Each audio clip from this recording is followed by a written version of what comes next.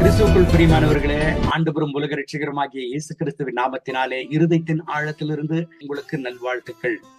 வாக்குத்தத்தத்தில் உண்மையுள்ள தேவன், அவர் மாறாதவர்.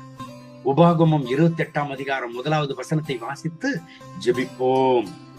இன்று நான் உனக்கு விதிக்கிற உன் தேவனாகிய கர்த்தருடைய கட்டளைகளின்படி எல்லாம் செய்ய நீ கவனமாய் இருக்கும்படிக்கு அவர் சத்தத்திற்கு உண்மையாய் செவி கொடுப்பாயானால் உன் தேவனாகிய கர்த்தர் பூமியில் உள்ள சகல ஜாதிகளிலும் உன்னை மேன்மையாக வைப்பார்.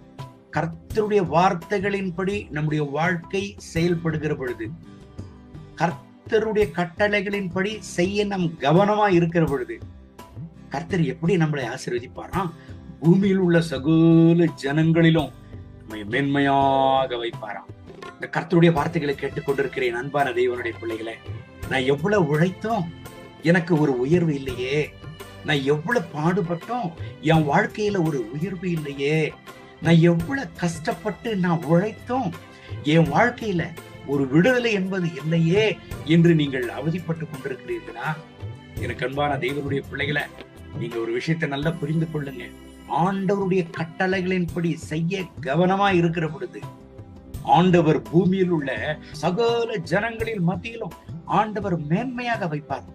இந்த கால வேளையில இந்த வார்த்தைகளை கேட்டுக்கொண்டிருக்கிற எனக்கு அன்பான தேவனுடைய பிள்ளைகளை, நான் எவ்வளவோ ஜெபம் பண்றேன், நான் எவ்வளவோ கர்த்தருடைய சமூகத்துல காத்திருக்கிறேன். ஆனால் என் வாழ்க்கை இன்னும் ஆசீர்வதிக்கப்படல. எனக்கு அன்பான தேவனுடைய பிள்ளைகளை, பயப்படாதீங்க. பூமியில் உள்ள சகல ஜனங்கள் மத்தியிலும் கர்த்தர் உங்களை ஆசீர்வாதமாக வைப்பார்.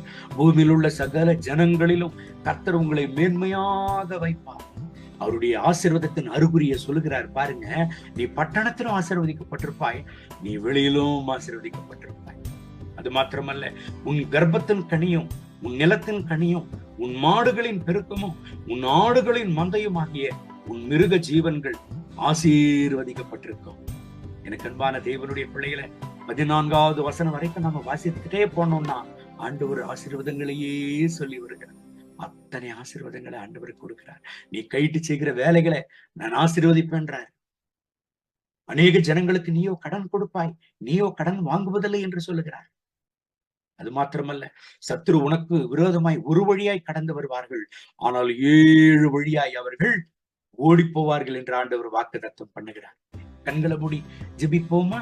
என் அன்பின் ஆண்டவரே, இந்த வசனத்தை கேட்டு இந்த ஜெபத்தில் என்னோடு கூட இணைந்து ஜெபித்துக் கொண்டிருக்கிறேன் என் அன்பு சகோதர சகோதரிகளுக்காக ஜெபிக்கிறேன். இவர்களை ஆசீர்வதிங்க. கர்த்தருடைய மனதுருக்கை இவர்கள் மேலே இறங்கி வருவதாக. எல்லா ஜனங்களுக்கு முன்பதாக ஒரு ஜீவனுள்ள சாட்சியாக இவர்களை நிறுத்துங்க, முன்மாதிரியாக நிறுத்துங்க. இவர்கள் தேவைகளை சந்திங்க. இவர்கள் பட்டணத்தில் ஆசீர்வதிக்கப்பட்டிருக்கட்டும், வெளியிலும் ஆசீர்வதிக்கப்பட்டிருக்கட்டும். இவர்கள் போகையிலும் வருகையிலும் ஆசீர்வதிக்கப்பட்டவர்களா இருக்கட்டும்.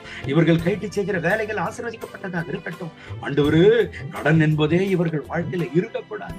அநேக ஜனங்களுக்கு கடன் கொடுக்கிற அளவிற்கு இவர்களை ஆசீர்வதி.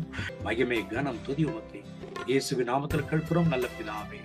Amen. May God bless you. Have a good day.